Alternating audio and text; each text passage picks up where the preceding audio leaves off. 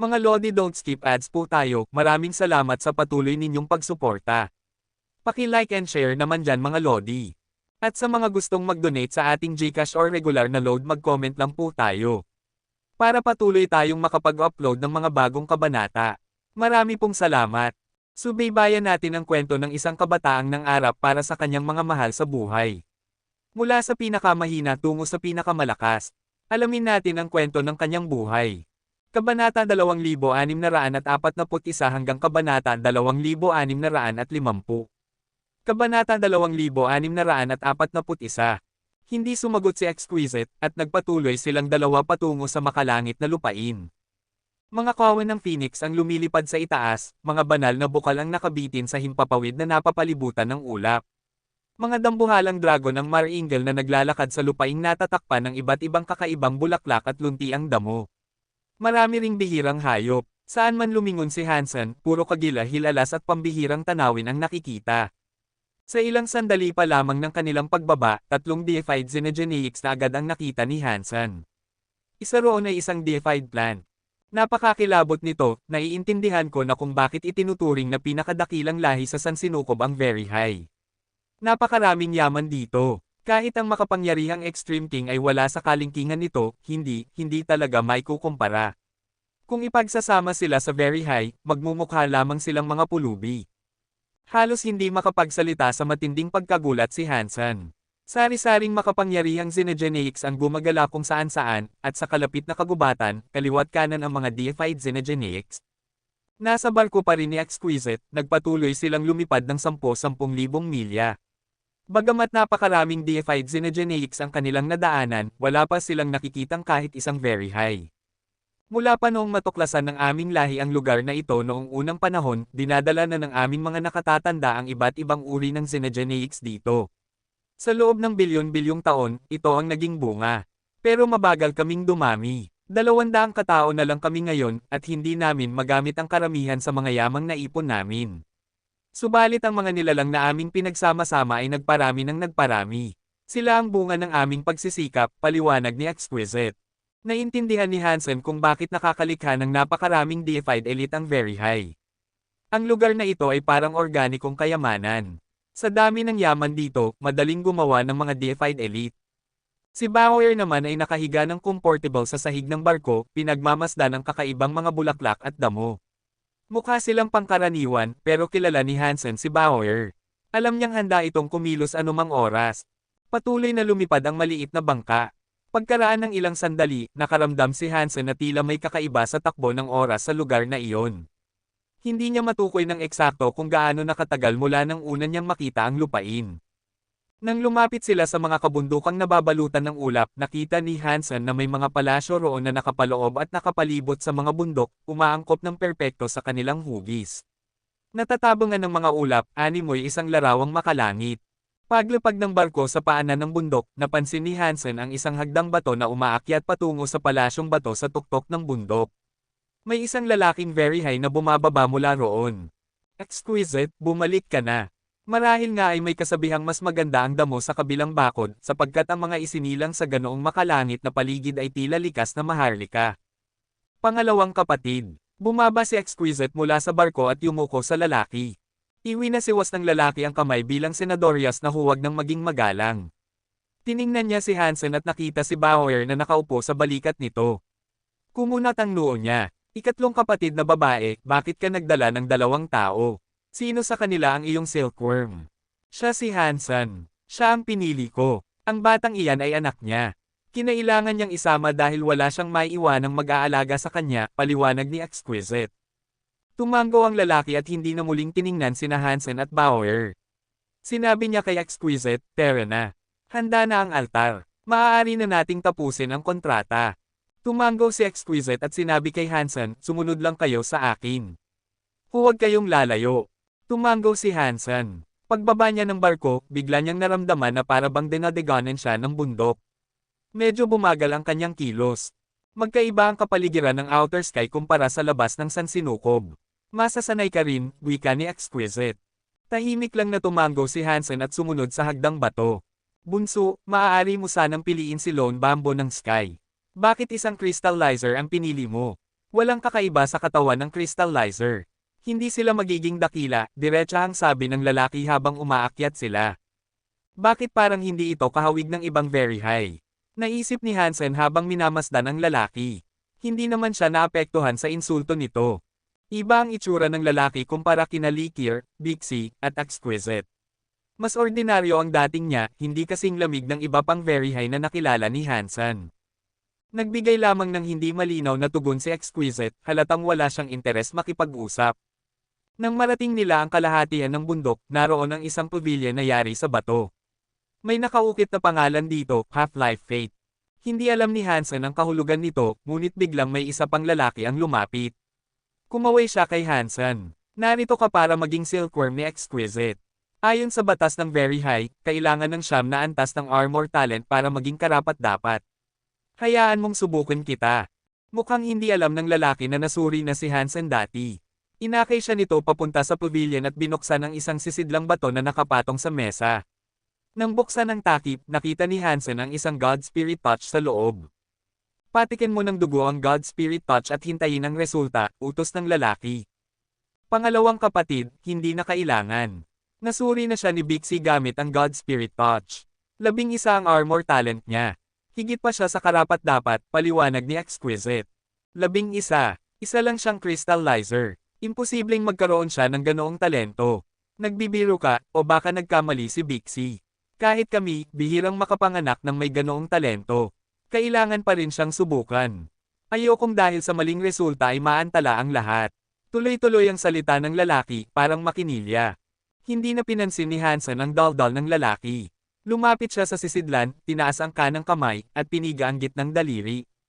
Isang patak ng dugo ang ibinigay niya sa God Spirit Touch. Nakatitig si Exquisite sa God Spirit Touch. Kahit sinabi niyang hindi na kailangan, gusto pa rin niyang makita kung totoo ang naunang pagsusuri. Parang imposible pa rin na may 11 talento si Hansen, kaya makatuwiran ang ikalawang pagsubok. Maging ang lalaki ay nakatutok din. Hindi niya pinaniniwalaan kaya iyon ng isang crystallizer. Sigurado siyang may mali noong sinuri siya ni Bixie. Matyaga silang lahat na tumingin. Ngunit matapos kainin ng God Spirit Touch ang dugo, hindi ito kumilos. Wala ni isang balat na nalaglag. Nagulat si Exquisite, at nagtaka rin ang mga lalaki. Kahit gaano kababa ang crystallizer, imposible na walang kahit isang balat na mahulog. Kaiba, may problema ba sa God Spirit Touch? Inusisa ng lalaki ang ulo ng insekto. Wala namang mali, bakit kaya ganito? Pakanin mo ulit ng isa pang patak ng dugo, sabi ng lalaki kay Hansen matapos siyasatin ang God Spirit Touch. Bagamat naguguluhan, sinunod ni Hansen ang utos.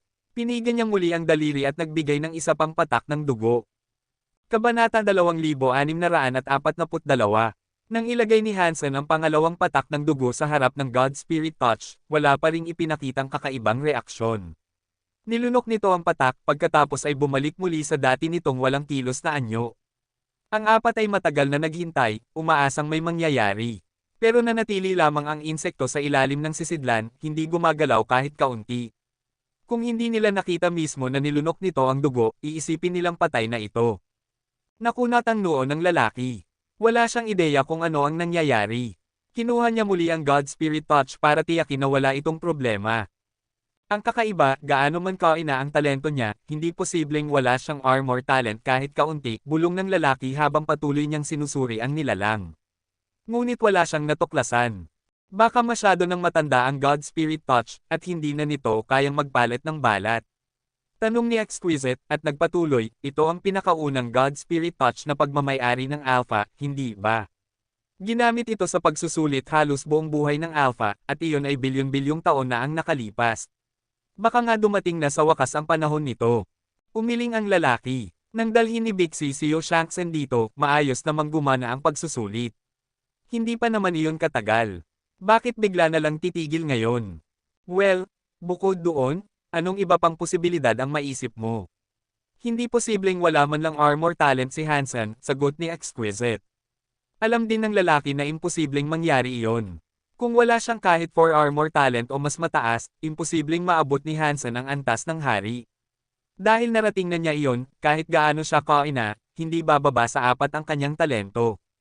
Napakakakaiba, bulong ng lalaki. Napaisip siya sandali, pagkatapos ay hiniwa niya ang kanyang daliri at pinatulo ang kaunting dugo malapit sa bibig ng insekto para makita kung magre-react ito gaya ng dati. Ngunit ang God Spirit Touch ay nanatiling nakahiga sa parehong pwesto simula nang inumin ang dugo ni Hansen. Hindi ito gumalaw kahit dulo ng katawan, maging sa dugo ng lalaki. Para bang sobrang tanda na nito at wala ng lakas para kumilos. Talagang tumatanda na ba ito? Bulong ng lalaki habang nakatitig sa insekto ng malapitan, kita ang pagkabigla sa mukha niya. Mahaba na ang naging buhay nito, mas mahaba pa kaysa sa karamihan ng ordinaryong God Spirit Touch. Natural lamang na tumanda ito kalaunan, tugon ni Exquisite.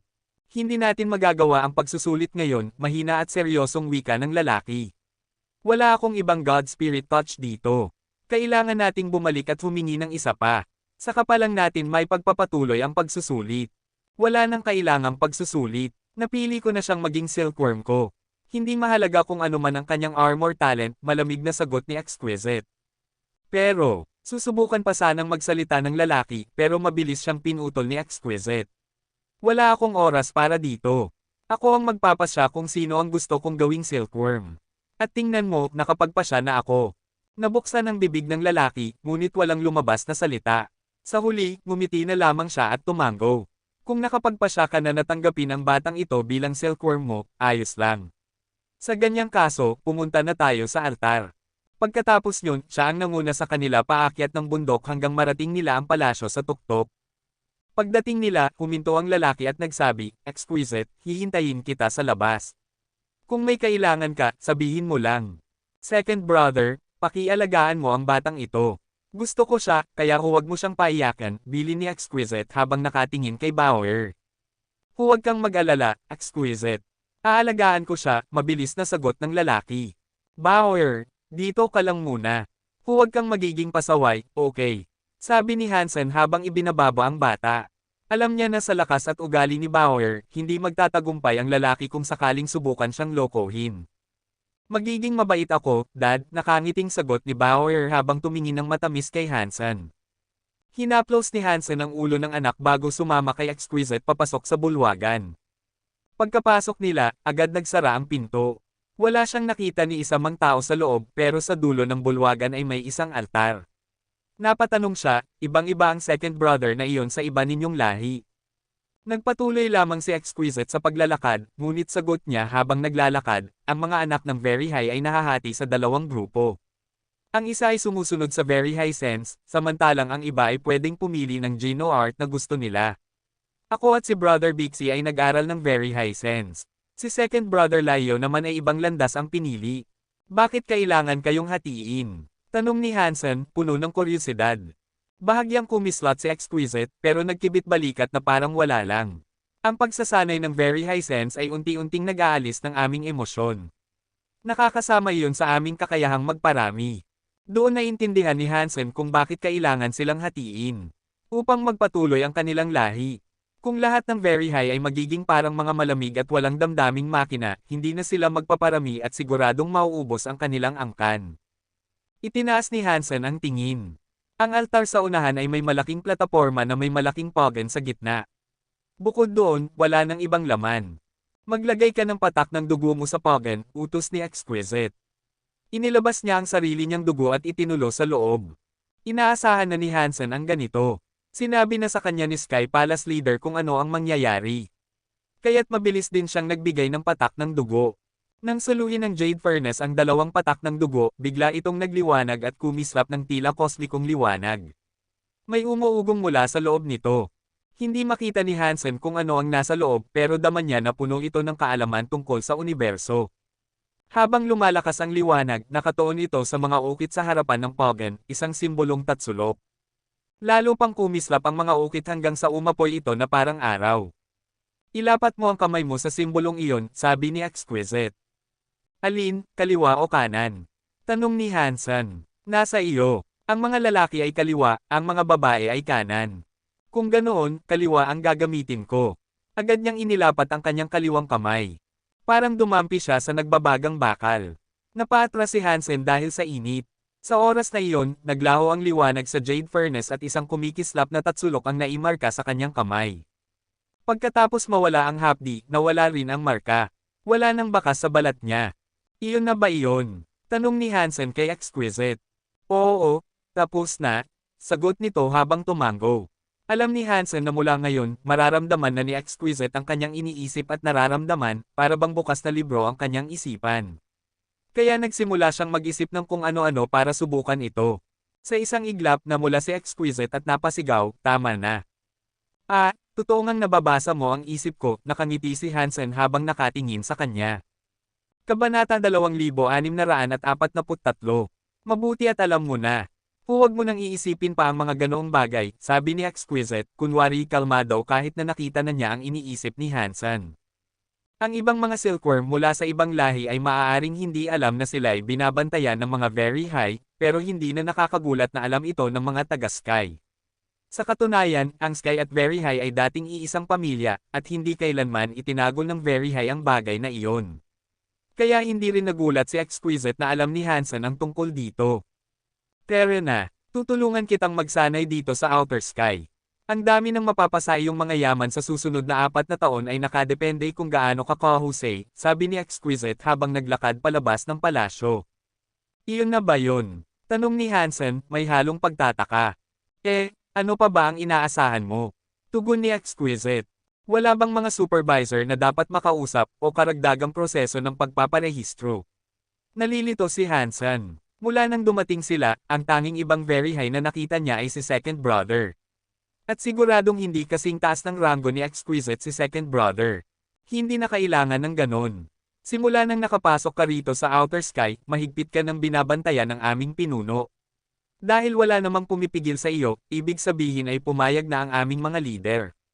Maaari ka nang maging silkworm ko at magsanay dito sa Outer Sky. Iba talaga ang paraan ng mga very high, naisip ni Hansen. Kahit sila ang nangungunang lahi sa universo, napaka-relax nila sa kanilang pamamalakad. Pero nang pinag-isipan pa ni Hansen, napagtanto niyang dapat na niyang inaasahan iyon. Malalakas ang mga very high, ngunit kakaunti lamang sila. Wala rin silang interes na ihalo ang kanilang dugo sa ibang lahi. At kapag nagsanay sila ng very high sense, nawawala ang kanilang kakayahang makaramdam ng emosyon. Kaya lohikal lamang ang paraan ng kanilang pamumuhay. Pagkalabas ni Hansen ng bulwagan, nadatnan niyang nag-uusap sina Bauer at Second Brother Liusen. Mukhang magkasundo pa nga sila, at nagulat siya roon. Gusto sanang sumama ni Liusen kay Exquisite pero tumanggi ito. Kaya agad na rin siyang umalis. Sumakay silang muli sa maliit na barko ni Exquisite at lumipad patungong silangan, palayo sa malalangit na palasyo. Bauer, ano ang pinag-usapan ninyo ni Liusen? Tanong ni Hansen. Hindi siya makapaniwala na si Bauer ay makikipagkwentuhan lang ng walang dahilan. Wala lang. Mabait siya. Nangako siya ng maraming laruan para sa akin, sagot ni Bauer na kumurap-kurap. Bakit bigla siyang mamimigay ng mga bagay sa iyo? Tanong ni Hansen. Sabi niya, kung ikukwento ko pa ng mas marami tungkol kay Ate Exquisite, bibigyan pa niya ako ng mga gamit, inosenteng paliwanag ni Bauer. Naisip ni Hansen ang ibig sabihin nito at may hinala na siya. Kung si Liusen ang isa sa mga responsable para sa pagpapatuloy ng kanilang lahi, marahil gusto niyang. Biglang tumigas ang ekspresyon ni Exquisite. Matamang tinitigan si Hansen at mariing sinabi, huwag mo nang isipin pa. Wala siyang kahit kaunting tsansa. Nagkibit balikat si Hansen. Alam niyang tama ang kanyang hinala. Naglakbay sila ng mahigit 100,000 milya bago huminto sa tuktok ng isang maliit na bundok. Nandoon ang isang simpleng bahay na gawa sa kahoy at may pavilion. Malinis at maayos ito, kaya naisip ni Hansen na dito naninirahan si Exquisite. Inilagay siya ni Exquisite sa loob ng bahay na kahoy at saka umalis. Nang tuluyang mawala si Exquisite sa paningin, kinuha ni Hansen mula sa kanyang bulsa ang ibinigay ng Sky Palace leader. Isa itong maliit na inukit na jade figure na kasinlaki ng kanyang palad.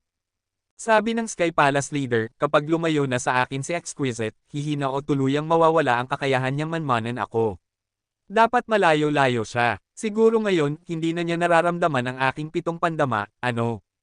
Pinilit ni Hansen na walang isipin at pinanatiling walang laman ang kanyang isipan habang inangat niya ang maliit na jade sa kanyang kaliwang kamay.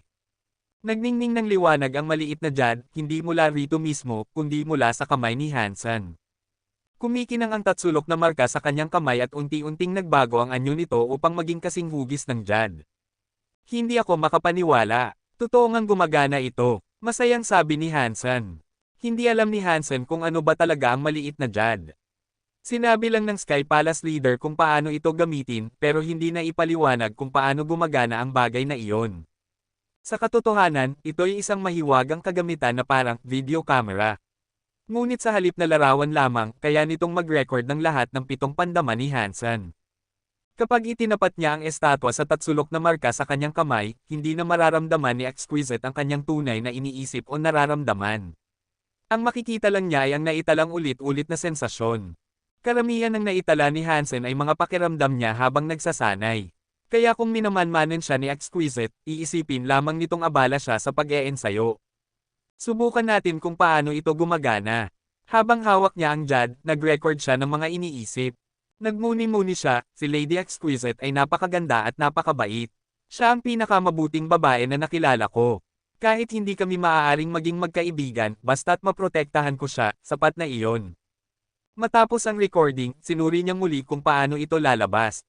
Tiniyak niyang lahat ng nakatala ay maganda at magbibigay ng mabuting impresyon tungkol sa kanya.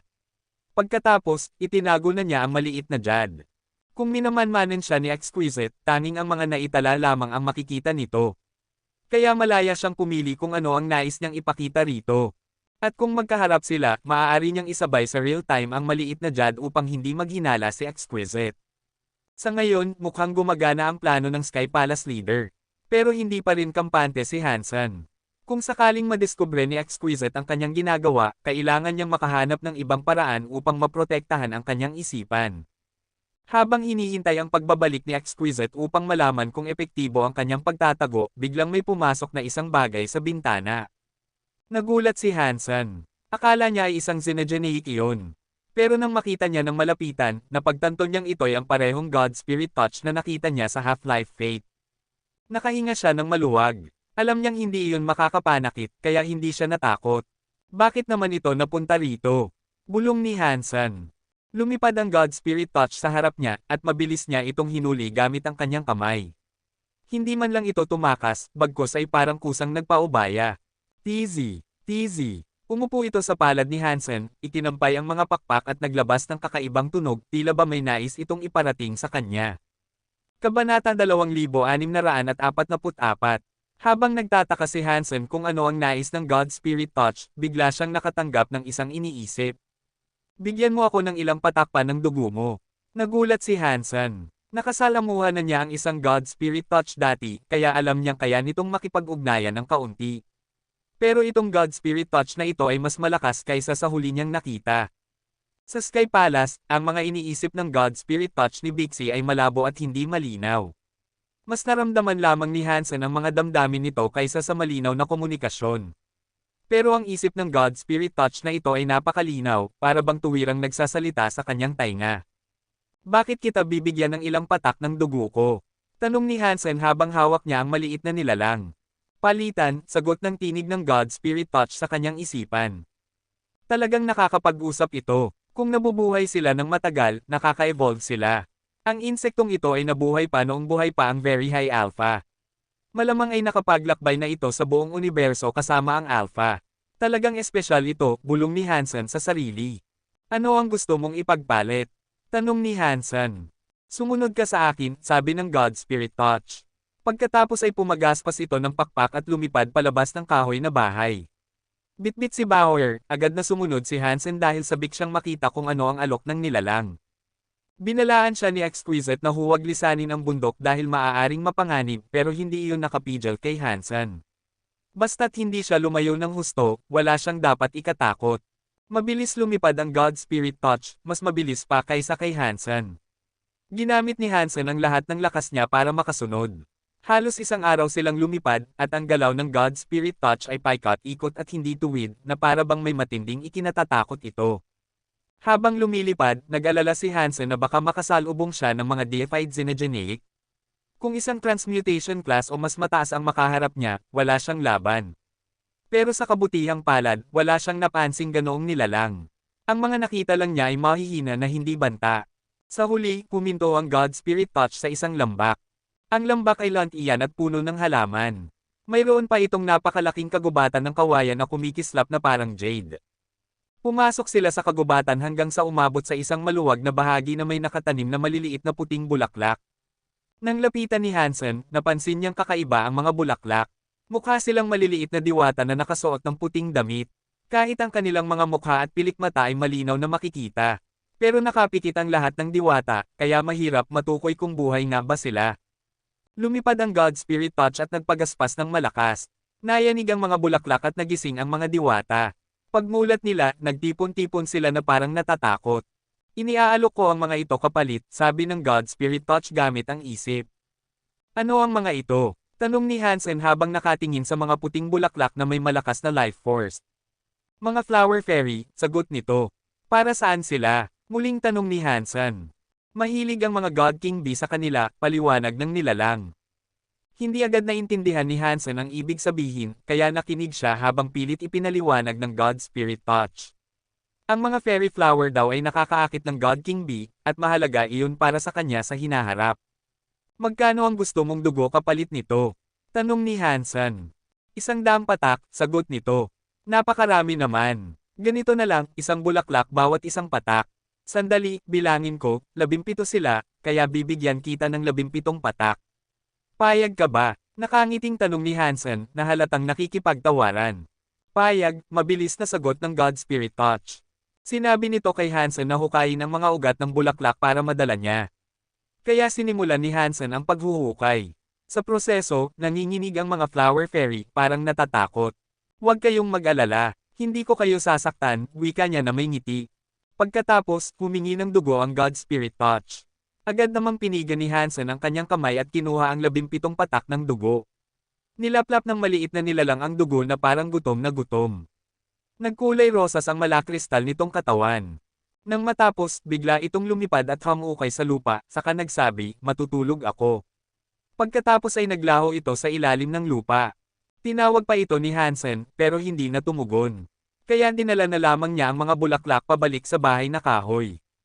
Siguro alam ni Exquisite kung paano gamitin ang mga fairy flower. Itatanong ko sa kanya mamaya, sabi niya sa sarili. Habang pauwi na siya, biglang nagliwanag ang maliit na jade figure, hudyat na nasa saklaw na muli siya ni Exquisite at muli na siyang nababasa ng babae. Kabanata 2645 mga bulaklak na diwata. Pagbalik ni Exquisite sa bahay na gawa sa kahoy, siya'y napakunot noo. Mukhang umalis na si Hansen. Habang mas lumalayo si Hansen mula sa kanya, mas humihina ang kanilang koneksyon. Sa ngayon, ang tanging kaya niya lang maramdaman ay kung saang direksyon nagpunta si Hansen at kaunting pahiwatig ng kanyang emosyon. Ang tanging naramdaman ni Exquisite ay masaya si Hansen. Wala na siyang ibang malinaw na nadama bukod doon. Pero kung masaya ito, ibig sabihin ay wala siyang nakaharap na problema. At dahil doon, hindi na siya masyadong nag-alala. Ang tapang niya talaga. Kakadating niya lang sa outer sky pero lumabas na agad siya ng ganoon kalayo mag-isa. Hindi ba niya alam kung gaano karaming deified Xenogeneics ang gumagala roon? Kahit pa gumamit siya ng mga kayamanang deified para palakasin ang sarili, mahirap pa rin para sa kanya na makaligtas sa piling ng mga sinaunang halimaw na iyon, naisip ni Exquisite. Habang papalapit si Hansen sa bahay na gawa sa kahoy, mas malinaw nang naramdaman ni Exquisite ang kanyang kalagayan. Pagkaraan ng isang oras, naramdaman niyang may hawak itong bungkos ng mga bulaklak. Pero nadarama lang ni Exquisite, hindi nakikita. Sayang, dahil ramdam niya kung gaano kaingat si Hansen na hawakan ang mga bulaklak ng hindi nadudurog, ngunit hindi niya makita kung ano talaga ang itsura nito. Ang kaya lang niya ay hulaan base sa pakiramdam ng paghawak ni Hansen.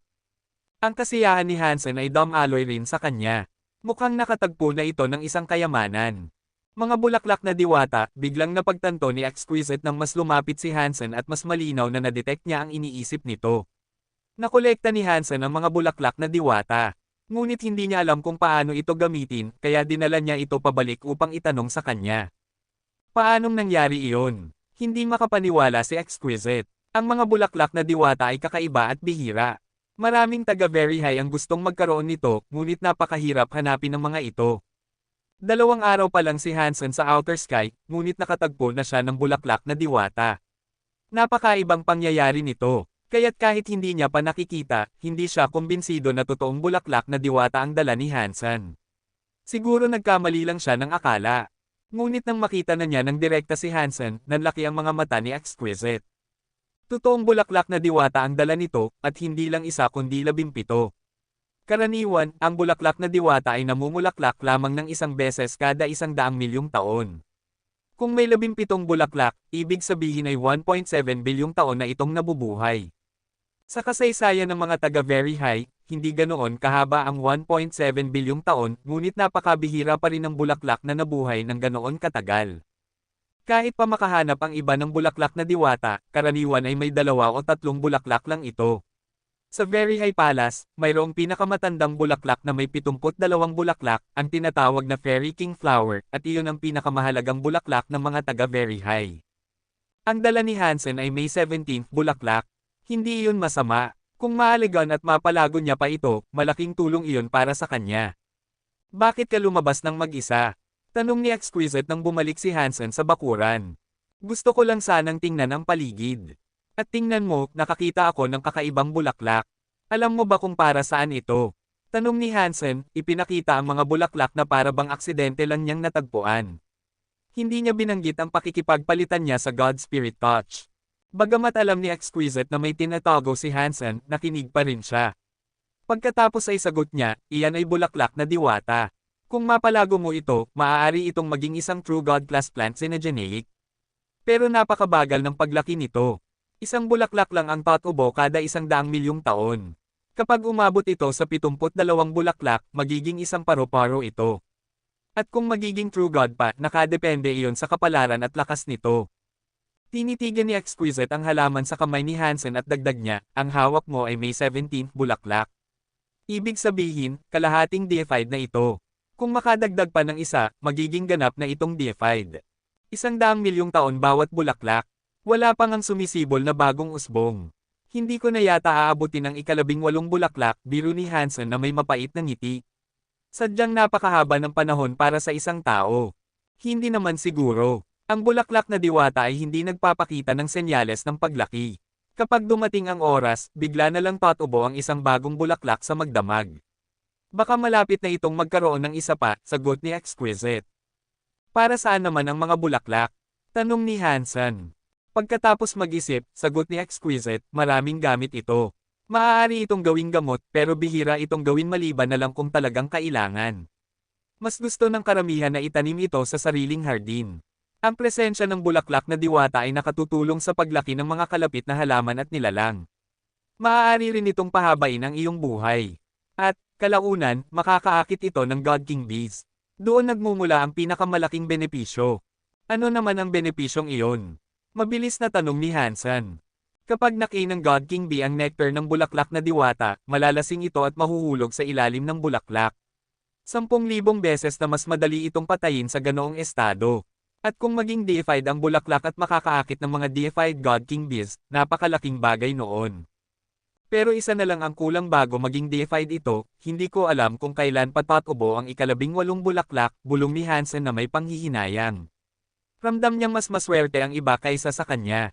Naramdaman ni Exquisite ang pagkadismaya niya at malamig na sagot, pwede ka pa ring makaakit ng mga kalahating deified na God King Bees. Malaking tulong na iyon sa antas mo ngayon. Pagkatapos, inilabas ni Exquisite ang ilang libro at inilapag sa mesa ni Hansen. May ilang Geno Arts ako rito. Tingnan mo at piliin ang gusto mo. Kung may hinahanap kang iba, sabihin mo lang. Pinagmasdan ni Hansen ang mga libro. Isa roon ay ang God's Wonder na dati na niyang ginagamit ngunit hindi alam na iyon pala ang pangalan. Akala niya'y simpleng teknik sa teleportasyon lang. Bukod doon, may mga kasanayan sa kutsilyo, mga teknik sa suntok, at isang Geno Art na tinatawag na Very Real Body. Pinatitibay nito ang katawan hanggang sa kayang harapin ang anumang pisikal na atake kahit mula sa mga deified elites. Halatang pinili ni Exquisite ang mga ito base sa pagkatao ni Hansen. Ang lahat ay bagay sa kanya. Maraming salamat, taos-pusong sabi ni Hansen. Iyan lang ang nararapat sa aking silkworm.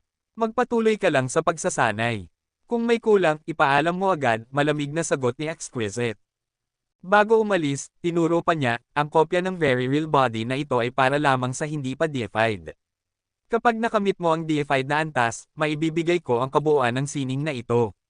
Kaya nitong umabot hanggang butterfly class. Malakas ang katawan mo, kaya bagay sa iyo ang sining na ito.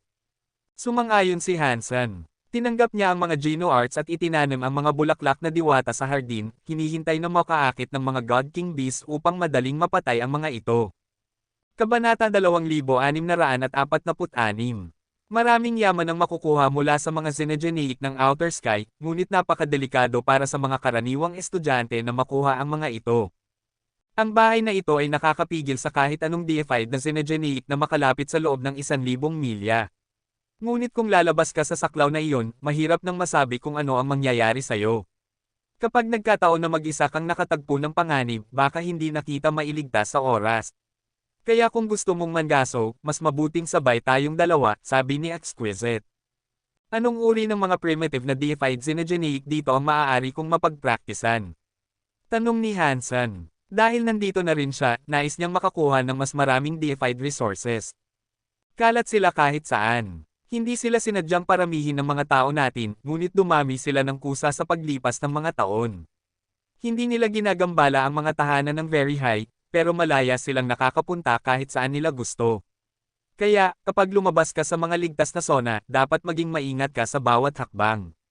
May mga larvae at maging mga butterflies Xenogeneic na makikita. Ang isang nilalang na ganoon ay maaaring wakasan ang buhay mo sa isang hininga lamang, paliwanag ni Exquisite.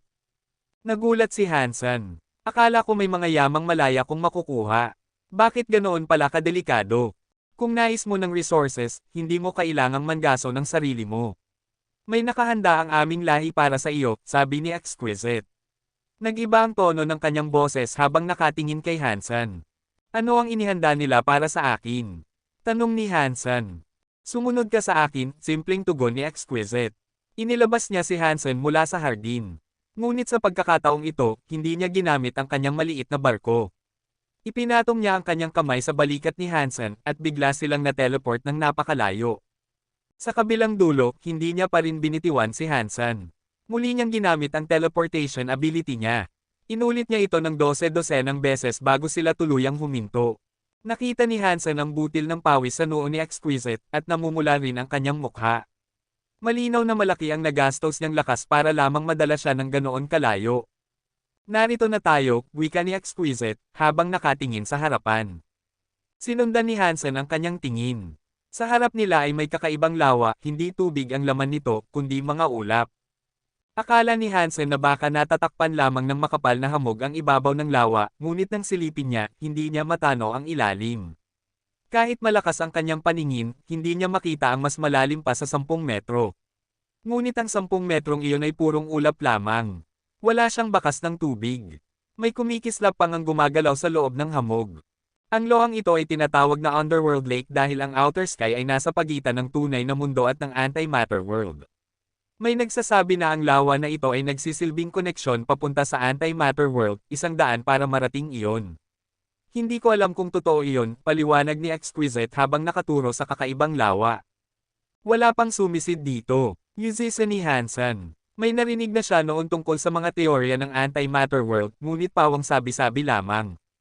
Hindi niya alam kung alin ang totoo. May mga pumasok na, ngunit lahat sila, kahit gaano kalakas, hindi na bumalik. Hindi na sila muling nakita, malamig na sagot ni Exquisite. Kung ganoon, bakit tayo nandito? Hindi mo naman ako papasuko na lang usong dyan, hindi ba? Nag-aalalang tanong ni Hansen. Ngumiti si Exquisite at tumawa ng bahagya. Hindi. Siyempre hindi. Bagamat delikado ang Underworld Lake, ligtas naman basta huwag kang papasok. Pero maaari kang mamangwit dito. Kung suswertehin ka, may mahuhuli kang napakaganda. Pwede tayong mangisda sa ulap. Ano ang mahuhuli natin dyan? Hindi ba't sabi mo konektado ito sa Antimatter World? Puno ba iyon ng mga isda at hipon? Nakataas ang kilay na tanong ni Hansen. Sa halip na sagutin, inilabas ni Exquisite ang isang pilong kawad na parang sutla at iniabot kay Hansen. Sa mga susunod na araw, dito ka muna at mangisda. Kapag may nahuli ka na, mas madali mong mauunawaan ang lahat. Tiningnan ni Hansen ang kawad at napansin niyang manipis ito gaya ng buhok. Kulay abo, at hindi kasing kintab ng tunay na sutla. Medyo mapatla pa nga ang dating.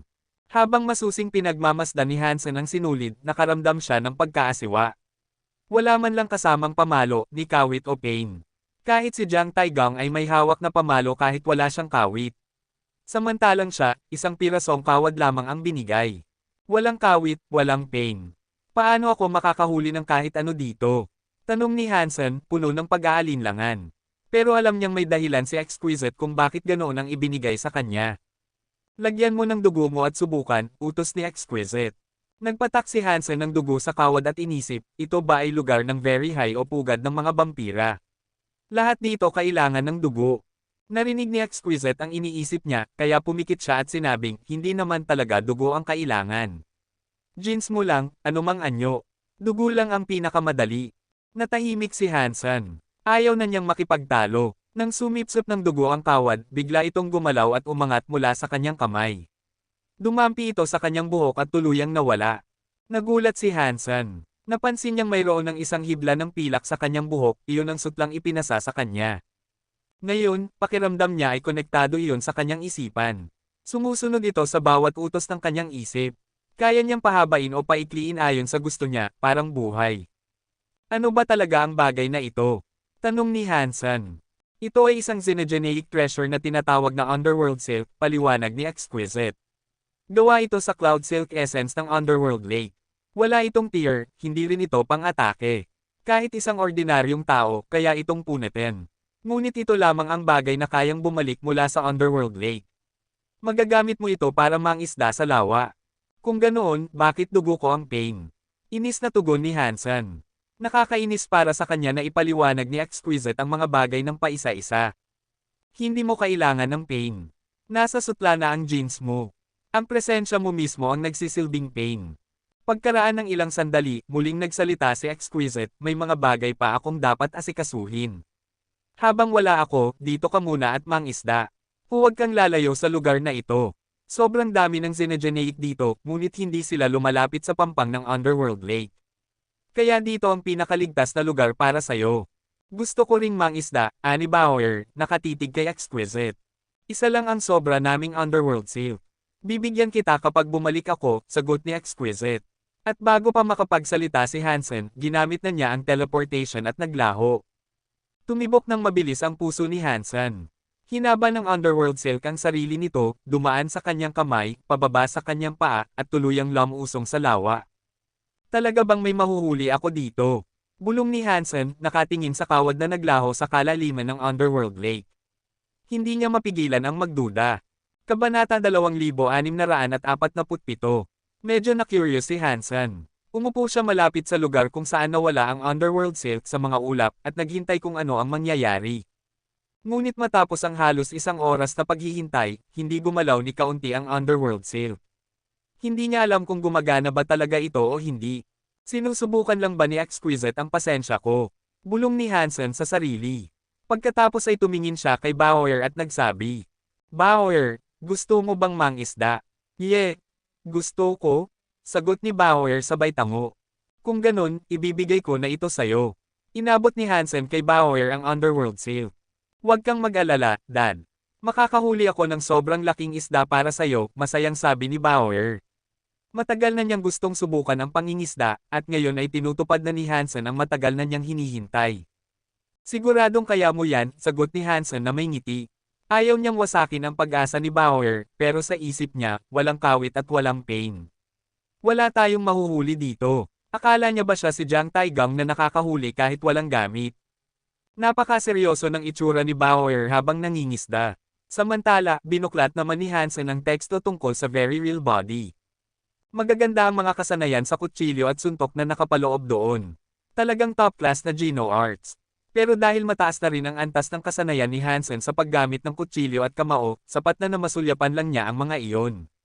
Hindi na niya kailangang seryosohin ang pagsasanay sa mga iyon. Mas interesado siya sa very real body. Ito ay kasanayan na kayang patibayin ang katawan at gawin din itong sandata.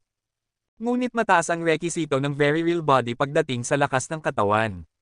Kahit ang mga ordinaryong deified, hirap sa beginner level nito. Pero si Hansen, mas matibay pa ang katawan kaysa sa kahit sinong half-deified. Sa tulong ng apat niyang Geno Arts, hindi siya matatalo ng mga ordinaryong nilalang. Kaya para sa kanya, hindi ganoon kahirap ang rekisito ng kasanayang ito. Ito rin ang dahilan kung bakit ibinigay sa kanya ni Exquisite ang very real body. Ang sukdulang katawan ay nagiging talam. Kapag natutunan ko ito, kaya kong lumaban sa ka-level ko kahit gumagamit sila ng xenogeneic weapon. Ang astig nun. Isang basa pa lang, nagsimula na agad siyang magsanay ng very real body. Alam ni Hansen na matagal bago niya ito mapino, kaya hindi siya nagmadali. Unti-unti niya itong sinasanay habang pinapractice din ang heart connection. Inilagay ni Hansen ang maliit na figurang Jade sa fishing mode para kung sakaling subaybayan siya ni Exquisite, ang makikita lang nito ay siya'y nangingisda. Hindi nito malalaman na si Bauer ang talagang humahawak ng linya. Nakakagulat para kay Hansen na seryoso si Bauer sa pangingisda. Sanay siyang makulit ang bata, pero heto tahimik itong nagtitiyaga. Sayang, mukhang walang kwenta ang pamangwit na ito, bulong ni Hansen. Sigurado siyang sinusubok lang ni Exquisite ang pasensya niya. Bigla na lang sumigaw si Bauer. Dad! Dad! May kumagat sa linya ko. Mahigpit niyang hinawakan ang underworld silk gamit ang kanyang maliliit na kamay. Imposible, may nahuli ka talaga. Mabilis na sabi ni Hansen. Tumingin siya sa underworld lake at nakita ang pag-ikot ng ulap sa paligid ng linya. Tila may gumagalaw sa ilalim. Hilain mo, hilain mo. Tumakbo si Hansen sa likod ni Bauer at sabay silang humila. Mabigat ang nasa kabilang dulo at nag-alala si Hansen na baka mapigtas ang underworld silk. Pero hindi ito napunit. Patuloy silang humihila habang lalong nagiging magulo ang ulap. Bilasan natin. Baka malaki ang nakuha natin. Sigaw ni Hansen na tuwang-tuwa. Gusto ko ng inihaw na isda mamayang gabi, sabi ni Bauer habang naglaway sa sobrang pananabik. Habang humahaba ng humahaba ang linya, bigla nilang naramdaman na may napigtas mula sa kabilang dulo. Parang goma na bumalik ang linya, at dahil buong lakas silang humihila, parehong tumilapon sina Hansen at Bauer. Bumagsak si Bauer sa dibdib ni Hansen. At doon nila nakita ang lumabas mula sa lawa, kasama ng underworld silk ay isang dambuhalang gintong espada na tumilapon sa hangin at bumagsak sa tabi nila na may malakas na tunog. Napatitig sila pareho. Isang higanteng gintong espada ang nakabaon sa lupa, kumikislap sa liwanag. Grabe, hindi ba pangingisda ang ginagawa natin? Bakit espada ang nakuha natin? Bulalas ni Hansen na manghang-mangha. Mukha itong sobrang marangya, puro ginto, mabigat, at halos parang pinto ang bakal sa laki. May ukit na phoenix at mga batong hiyas na nakabaon dito. Pinakakapansin-pansin ng hawakan na may gintong batong kasing laki ng kamao. Wala pang nakitang ganoong marangyang sandata si Hansen. Nilapitan niya ito at hinawakan ang pommel. Pang! Biglang kumislap ang espada at parang kuryente ang dumaloy sa katawan ni Hansen. Tumilapon siya ng daan-daang metro bago bumagsak, duguan ang bibig at puno ng abo ang katawan. Oh no, deified treasure ito, bulong ni Hansen habang nakangiti pa rin kahit sugatan. Kahit sobrang tibay niya, tinapon pa rin siya ng espada at sinaktan ng ganon kalala sa isang hawak lang. Ibig sabihin, deified treasure talaga ito. Pwede palang makahuli ng deified treasure dito. Halos hindi makapaniwala si Hansen. Lalong bumilis ang tibok ng puso niya. Kung kalahating araw lang ay nakakuha na kami nito, paano kung ilang buwan kaming mangisda dito? Siguradong puro deified treasures na ang gamit ko. Pero nang muling subukan ni Hansen hawakan ang espada, itinapon ulit siya. Kahit buong lakas niya, hindi niya ito makontrol. Ngunit nang si Bauer ang humawak, kusa itong lumiit hanggang magkasya sa kanyang maliit na katawan.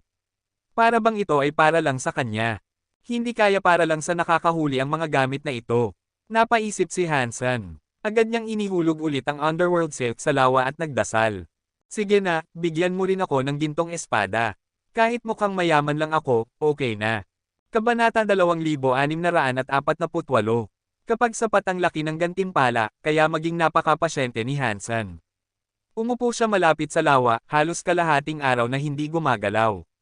Sa katunayan, sa lahat ng oras na iyon, halos hindi man lang siya kumurap. Umaasa siyang may mahuhuli siya. Si Bauer ay nagpaikot-ikot ng kanyang gintong espada, naglalaro lang ng walang pakialam. Pero matapos ang ilang sandali, napagod na rin siya. Inilagay niya ito sa loob ng kanyang maliit na gourd at bumalik sa tabi ni Hansen, nakapatong ang kamay sa kanyang panga, at pinanood itong nangingisda. Si Hansen ay naiinggit na hindi niya magamit ang gintong espada, pero wala naman siyang magagawa. Katulad lang ito noong kailangan niyang gamitin ang windstring. Oo, kaya niyang gamitin ang maalamat na pana, pero mas gusto niya ang six-core snake bow dahil mas sumusunod ito sa kanyang kalooban. Mga gintong espada lang ba talaga ang makukuha sa lawa na ito? Bulong ni Hansen. Hindi siya naniniwala na ganoon lang kasimple. Kung ganoon kadali kumuha ng mga deified na kayamanan, matagal nang natalo ng very high ang sacred. Habang malalim ang iniisip ni Hansen, naramdaman niyang kumaibot ang underworld silk. Dahan-dahang dumaloy ang panginginig sa kanyang mga daliri. May nahuli ako. Mabilis na tumalon si Hansen. Hinailan niya agad ang sinulid at nagsimulang igapos ito pabalik. Pero iba ang pakiramdam kaysa noong una. Magaan lang ito, halos walang bigat. Naisip ni Hansen, hindi ito malaking espada. Baka punyal. O palaso. Kahit ano paman, pwede ko itong gamitin kasama ng 6-core snake bow. Masayang tumulong si Bauer sa paghila ng linya. Hindi nagtagal, lumabas na mula sa hamog ang kanilang nahuli. Tulad noong una, parang biglang naputol ang isang goma, at biglang bumalikwas ang underworld silk. Handa na si Hansen ngayon, kaya hindi siya natamba. Nakatitig siya sa nakasabit sa linya. Ano to? Bulalas ni Hansen nang makita ang isang lumang dilaw na papel sa dulo ng sinulid. Inabot niya ito at tinanggal. Nang ailapit niya ito, nakumpirma niyang papel nga lang ito. Napakakakaiba ng lawa na ito. Papel ang nahuli ko. Binuksan ni Hansen ang gusot na papel, at may nakita siyang guhit. Muntik na siyang masamid sa dugo nang makita ang laman. Mabilis niyang isinara iyon at itinulak palayo ang ulo ni Bauer. Hindi niya hahayaang makita ito ng bata. Ano ba to? Bakit malaswa ang nahuli ko? Labis na nalungkot si Hansen. Si Bauer ay nakahuli ng isang deified xenogeneic treasure, samantalang siya naman ay isang malaswang larawan lang. Kailangan niyang aminin, maganda nga ang pagkakabuhit, pero muntik ng damyugo ang kanyang ilong sa isang tingin pa lang. Mukhang hindi tiyak ang nahuhuli rito. Kung puro deified treasures lang, siguradong sobrang yaman na ng mga very high, naisip ni Hansen. Pero dahil may chance ang makahuli ng kayamanan, hindi niya palalampasan. Kaya ibinaba niya ulit ang underworld silk at muling naghintay ng pasensya. Ngayon, mas mabilis na umalog ang linya. Isang oras lang ang lumipas nang muling gumalaw ito. Masayang-masaya si Hansen at hinaila ang sinulid. Tumulong muli si Bauer, at sabay nilang inangat ang bagong huli. Tahimik na nanalangin si Hansen, sana deified treasure, sana deified treasure. Bo! May lumipad palabas ng lawa. At nang makita ito ni Hansen, halos mapahawak siya sa mukha. Isa na namang dilaw na papel. At nang buksan niya ito, isa na namang malaswang larawan ang nakaguhit. Iba lang ang posisyon, pero parehong tao ang naroon.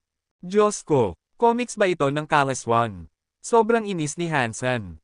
Papa, ako naman po ang mangingisda, masayang sabi ni Bauer. Sige, subukan mo. Iniabot ni Hansen ang underworld silk sa kanya. Masayang ngumiti si Bauer at umupo sa tabi ng lawa, sobrang tutok, takot na baka makaligtaan ang pagkakataon. Samantala, bumalik si Hansen sa pag-aaral ng Geno Arts. Interesado pa rin siya sa pangingisda, pero dalawang sunod na malaswang papel ang nakuha niya, kaya wala na siyang ganang manghuli. Sinubukan niyang magsanay ng very real body. Ramdam niya ang kuryente na dumadaloy sa bawat selula ng kanyang katawan, mula paa hanggang ulo. Mahina pa ang epekto, pero alam niyang sa paglipas ng panahon, magiging sandata ang mismong katawan niya. Papa, may nakuha ako, sigaw ni Bauer, na nagpatigil sa kanyang pag-eensayo.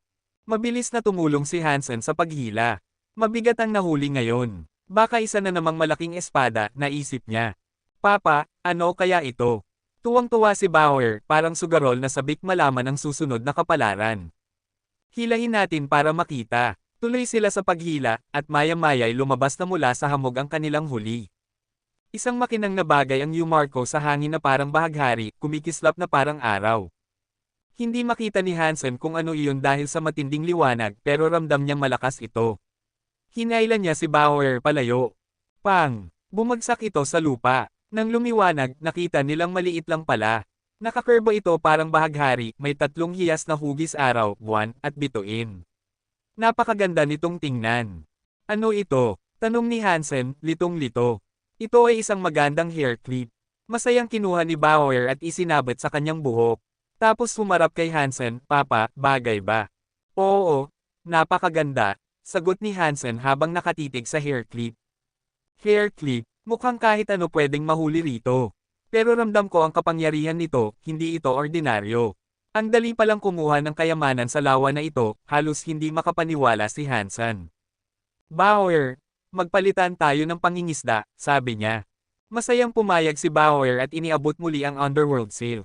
Nagpatuloy silang magpalitan. Naging maingay ang paligid ng lawa dahil sa kanilang dalawa. Lumabas ka, bigyan mo ako ng kayamanan.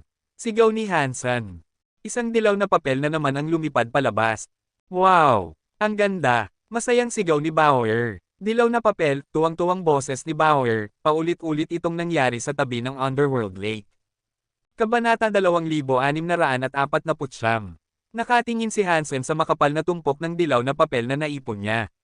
Gusto na niyang maiyak. Ang mga malaswang larawan na nahuli niya sa pangingisda nitong mga nakaraang araw ay sapat na para makabuo ng isang buong aklat.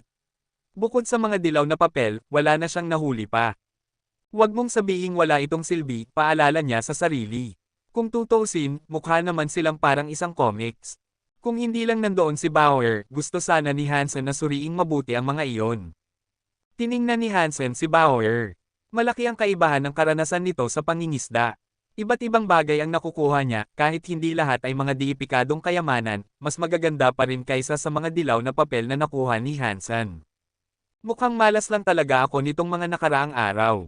Siguro dapat kong tanungin si Mr. White na kalkulahin ang kapalaran ko at baka may paraan para swertehin ako, bulong ni Hansen sa sarili, iniisip ang mga posibleng paraan para mapabuti ang sitwasyon niya. Sakto namang turn na ni Bauer para mangisda nang biglang nag-react ang maliit na figurang Jade. Mabilis na hinayla ni Hansen si Bauer palayo at siya na ang umupo sa gilid ng lawa, kunwari seryosong nangingisda. Makalipas ang ilang sandali, dumating si Exquisite. Lumapit ito kay Hansen at tiningnan siya. Wala itong nakitang kakaiba sa tabi niya, kaya sabi nito, huwag kang mag-alala. Madalas talagang ganito sa Underworld Lake. Minsan ilang araw bago makahuli ng kahit ano, minsan naman inaabot pa ng linggo. Dinala kita rito para subukan ang swerte mo at bigyan ka na rin ng oras para mag-practice ng mga Geno art. Nagulat si Hansen. Base sa sinabi ni Exquisite, tila normal lang na abutin ng ilang araw bago makahuli ng kahit ano. Pero sa kanya, palaging may nakukuha siya, sa pinakamaiksi, kalahating oras lang, at sa pinakamatagal, kalahating araw. Sa average, mga 2 o 3 oras lang bago may makuha siya. Plano sana niyang ipakita kay Exquisite ang mga dilaw na papel, pero mukhang hindi na kailangan. Parang wala namang mapapakinabangan dito para sa practice ko, sabi ni Hansen kay Exquisite. Magical nga ang lawa, pero kung puro lumang papel lang ang makukuha niya, mas gugustuhin pa niyang pumatay ng mga Senegeneic. Huwag ka munang mainip. Kailangan ako ng nakababata kong kapatid nitong mga araw, kaya wala akong oras para dalhin ka sa pangangaso. Mag-practice ka muna rito. Kung swertehin ka, baka may magandang sorpresa na ibigay sa'yo ang Underworld Lake, nakangiting sagot ni Exquisite. Parang imahinasyon lang ni Hansen, pero napansin niyang mas madalas nang ngumiti si Exquisite kapag nakikipag-usap sa kanya, kahit may pagkareserbado pa rin ito. Iba na siya kaysa dati. May sorpresa nga, pero sobrang laki ng sorpresa kaya hindi ko alam kung dapat ba akong matuwa o hindi, isip ni Hansen. Matapos ang maikling usapan, umalis na si Exquisite. May iniwan itong mga gamit para kay Hansen, pati mga bote ng Geno fluid. May dala namang sarili si Hansen, pero nakalimutan na niyang sabihin iyon. Naglabas si Hansen ng parasol mula sa Destiny's Tower, pati 2 upo ang pang-sunbathing. Naupo silang dalawa ni Bauer sa gilid ng lawa at nag-relax habang nangingisda. Sabay, naglalaan din siya ng oras para aralin ang mga Geno art. Hindi rin masama ang mga Geno fluid na dinala ni Exquisite, maganda para sa katawan niya, pero wala pa rin siyang makita na paraan para makabuo ng breakthrough at maging kalahating diipikado. Pagkalipas ng ilang araw, sumukol na si Hansen sa pangingisda. Pinabayaan na niya si Bauer na mag-isa. Nakatuon siya sa pag-practice ng Geno art. Isa pa, puro papel na naman ang nahuhuli niya. Wala itong saysay. Samantalang si Bauer, kapag nangingisda, puro mag-agarang bagay na punong-puno ng hiyas ang nahuhuli. Kahit hindi lahat ay diipikadong kayamanan, napakaganda pa rin ang pagkakigawa ng bawat isa. Pero bukod sa higanteng gintong espada at sa hair clip, wala nang ibang diipikadong kayamanan na nakuha si Bauer. Maliwanag na hindi ganoon kadaling makuha ang ganoong klaseng yaman. Gayunman, dahil 2 beses ng swerte si Bauer, isa na itong kamanghamanghang resulta. Hindi lahat ng nahuhuli niya ay mga kayamanan, may ilang karaniwang bagay din. Pero kahit pangkaraniwan, lahat ng ito ay mukhang mararangya at mamahalin. Biglang kumislap ang mga mata ni Hansen. Binuhat niya si Bauer at hinayla palayo ang Underworld Silk mula sa kamay nito. Makalipas ang 1 minuto, may paparating. Si ikalawang kapatid Lyuzin iyon, ang lalaking nakilala ni Hansen noong una siyang dumating sa Outer Sky. Nakita nila Yuzin sina Hansen at Bauer na parang nagbabakasyon lang, nakahiga sa upuang pang sunbathing, may payong, may mesa ng mga merienda at inumin, at pati maliit na nuclear reactor na ref. Napakunot noo siya sa nakita. Dinala ka rito ni Exquisite para mag-practice, hindi para magbakasyon, malamig na sabi nila Yuzin. Ano bang pakialam mo? Sagot ni Hansen habang nakahiga pa rin. Hindi man lang siya tumayo o tumingin sa kausap. Nanlamig ang mukha nila Yuzin. Tinitigan niya si Hansen ng matagal. Wala na siyang sinabi pa, at nagpunta siya sa kabilang bahagi ng lawa. Doon, naglabas din siya ng underworld silk mula sa kanyang buhok at nagsimulang mangisda. Kung ibang lahi iyon na kumausap sa kanya ng ganoon, malamang hindi siya nagpakumbaba. Pero si Hansen ay silkworm na ni Exquisite, at isa itong nakatakdang batas ng very high, walang pwedeng gumawa ng masama sa isang silkworm dahil ang amo nito ang may pananagutan. Kung babangga siya kay Hansen, para na rin niyang ininsulto si Exquisite. Kaya pinili niyang manahimik. Dahil nandoon sila Yuzin, hindi na pwedeng mangisda si Bauer para kay Hansen. Siya na mismo ang nangisda. Pero halos wala namang nagbago. Nakahiga pa rin si Hansen sa kanyang upuan, at itali lang ang underworld silk sa kanyang daliri para maramdaman agad kung may huli. Nagpatuloy siya sa pagbasa ng mga Geno art. Alam na niya na sa huli, isa na namang dilaw na papel ang makukuha niya. At syempre, makalipas lang ang isang oras, may nahila na naman siya mula sa lawa, isa na namang lumang dilaw na papel. Nilinggan siya nila Yuzin nang makita ang nahuli niya, pero nang mapagtantong papel lang iyon, hindi na siya nag-abalang pansinin si Hansen at ipinagpatuloy ang pangingisda. Hindi komportable si Hansen. Kapag wala kasing ibang tao, hindi siya natutunto ni Exquisite at magagawa niya ang gusto niya. Pero kung may makapagsusumbong, baka malagay siya sa alanganin. At dahil nakita nila Yuzin ang mga nahuli niya, hindi na niya ito may tatago.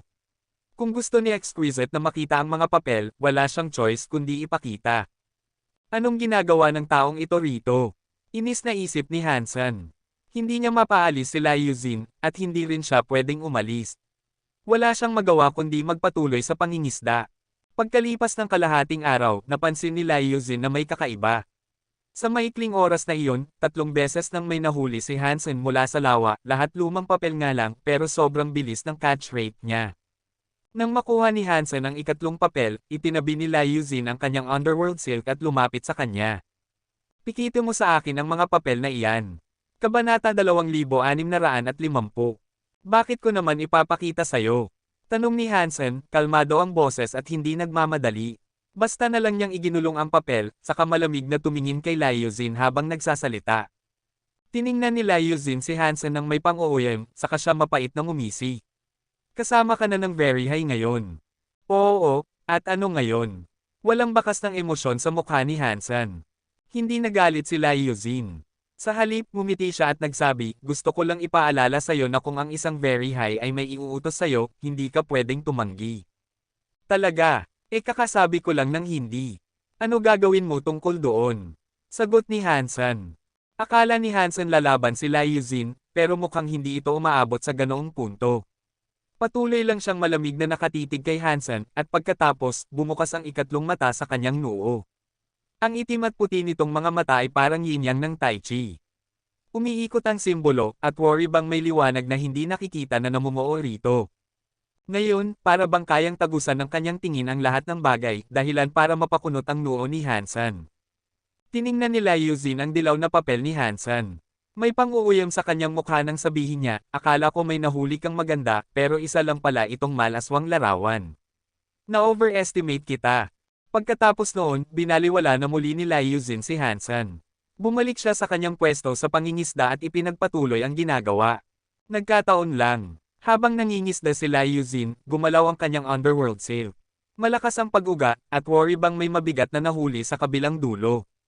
Mabilis na hinaila nila Yuzin ang PC. Pinilit niyang hilahin, pero mabigat talaga ito. Pang! Pagkalipas ng 10 minuto ng pakikipagbuno, nahila rin niya palabas ang bagay mula sa ilalim ng usok ng lawa. Tumilapon ito at bumagsak sa pampang. Napatingin si Hansen. Isang malaking gintong espada ang lumitaw, halos kapareho ng nakuha ni Bauer, pero mas magaspang ang pagkakagawa. Wala rin itong mga hiyas. Isa lang itong malaking gintong espada na kulang sa karangyan. Nagliwanag ang mukha ni Yuzin sa tuwa. Mahina niyang sinabi, Gold Slash, ito ba ang deified Gold Slash? Tama ang sabi ni Seventh Uncle. Bumalik na ang swerte ko. Kinuha niya ang malaking gintong espada ng punong-puno ng Golek. Halatang labis ang pagkagusto niya rito. Matapos itong paglaruan sandali, tinapos na niya ang kanyang pangingisda. Inayos niya ang Underworld Silk at nagsimulang umalis, tanggen ang gintong espada. Habang dumadaan kay Hansen, tumingin siya rito. Para bang nagsasalita lang sa sarili, pero malinaw na para kay Hansen ang mga salita, ito ang swerte na nagkakahiwalay sa atin. Ikaw, puro malaswang larawan lang ang kaya mong mahuli, habang ako'y nakakakuha ng deified treasure. Talaga, yung espada mong walang kwenta ay deified treasure. Natatawang sabi ni Hansen. Napaka-ignorant mo. Ang Gold Slash ay napakabihirang mahuli mula sa Underworld Lake. Siguradong deified ito. Kahit primitive treasure lang ito, mas maganda pa rin kaysa sa marurumi mong larawan, malamig na tugon ni Liuzin. Ibig sabihin, may mas mataas pang uri ng Gold Slash. Tanong ni Hansen. Siyempre meron. Isa sa mga pinuno namin ang nakakuha ng Butterfly Class Gold Slash, pero hindi na iyon para sayo. Magpatuloy ka na lang sa paghuli ng walang silbi at maruruming larawan mo, haha. Tumawa si Liuzin nang may pangungutya habang ipinagmamalaki ang espada. Hindi na pinansin ni Hansen ang lalaki. Sa isip niya, mukhang ang espada rin ni Bauer ay isang Gold Slash. Pero malinaw na mas mataas ang klase ng kanya. Hindi pa lang alam kung anong klaseng antas iyon. Pagkaalis ni Liuzin, nakaramdam ng ginhawa si Hansen. Mas magaan ang pakiramdam niya na wala nang nakabantay. Plano niyang manghuli pa ng isa, tapos hayaang si Bauer na ang magpatuloy habang siya ay magbabalik sa pag-aaral ng kanyang mga Geno Arts. Maya-maya, naramdaman ni Hansen ang paggalaw ng Underworld Silk. May nakasabit na naman. Inakala niyang isa na namang dilaw na papel iyon, pero ang nahila niya ngayon ay kulay itim. Hindi ito kagaya ng mga nakaraan. Bumabalik na ba ang swerte ko? Kinabahan si Hansen. Agad niyang kinuha ang itim na bagay upang silipin. Paghawak niya rito, may malamig na dam alloy sa kanyang katawan. Isa rin pala itong papel, pero ngayon ay kulay itim at mas makapal kaysa sa dilaw na mga pahina. Mag-iipon ba ako ng 7 magkakaibang kulay ng papel bago ako makaabante? Makakatawag ba ako ng dragon pagkatapos? Reklamo ni Hansen, sabay balikwas ng papel para suriin. Natigilan siya sa nakita. Ang bagong papel na ito ay mukha talagang kakaiba. Ang makapal na itim na pergamino ay mukha ring pabalat ng isang libro. At nakasulat dito ang 3 salita. Zuan Yellow Sutra. Pabalat ba ito para sa lahat ng dilaw na pahina? Nagulat si Hansen. Binuklat niya ito at nakita ang maliliit na salita sa loob ng pabalat. Kung ang tao ay nasa kaguluhan, ang langit at lupa ay nasa kaguluhan. At ang langit at lupa ay magiging dilaw. Nagulat si Hansen. Ito ay malinaw na panimula ng Zuan Yellow Sutra. Isang uri ng Geno Art, pero tila wala namang kinalaman sa mga dilaw na pahina. Baka hindi ito pabalat ng mga dilaw na pahina. Baka para ito sa ibang libro. Naisip ni Hansen, litong-lito. Habang nangingisda si Bauer, inilabas ni Hansen ang lahat ng dilaw na pahina at sinubukan itong ayusin. Napansin niyang may mga numero ang bawat isa. Kaya inihanay niya ito ayon sa bilang. Pero marami ang nawawala. Ang pinakamataas na bilang ay 254 pero 20 pahina lang ang mayroon siya. Ipinatong niya ang mga ito sa tabi ng Zuan Yellow Sutra at napansin niyang pareho ang sukat. Pero hindi pa rin siya sigurado kung ito talaga ang pabalat ng kanyang mga dilaw na pahina. Pakiramdam niya'y kakaiba ito. Nang muling sinilip ang mga nilalaman ng dilaw na pahina, may napansin siyang hindi niya dati nakita. Akala niya'y basta lang itong mga guhit ng isang Meniokis mula noong sinaunang panahon, kaya hindi niya ito masyadong tinitigan noon. Pero ngayong sinuri niya ng mabuti, may kakaiba siyang nakita. Ang mga taong iginuhit ay may manipis na guhit ng asul at pula sa katawan. Napakaliit ng mga linya, halos hindi halata. Kung hindi niya tinignan ng maigi, hindi niya iyon mapapansin. Bihira ang guhit na ganoong kadetalyado na pati ugat at art area ng tao ay ipinapakita. Pero nang suriin niya, na-realize niyang hindi pala ugat iyon. Ang maliliit na asul na linya ay mukhang meridians, at ang pula ay tila presensya ng enerhiya. Labis siyang nagulat, hindi pala ito malaswang larawan. Isa itong Geno Art. Pero bakit ganito ang itsura? Ang dali nitong ipagkamaling bastos na guhit. Dahil walang nakasulat na paliwanag at marami pa ang kulang na pahina, hindi pa siya sigurado kung Geno Art nga talaga ito. Pero nabuhayan siya ng interes. Kinuha muli ni Hansen ang Underworld Silk mula kay Bauer. Ipinagpatuloy niya ang pangingisda, at makalipas ang kaunting oras, isa na namang dilaw na papel ang kanyang nahila.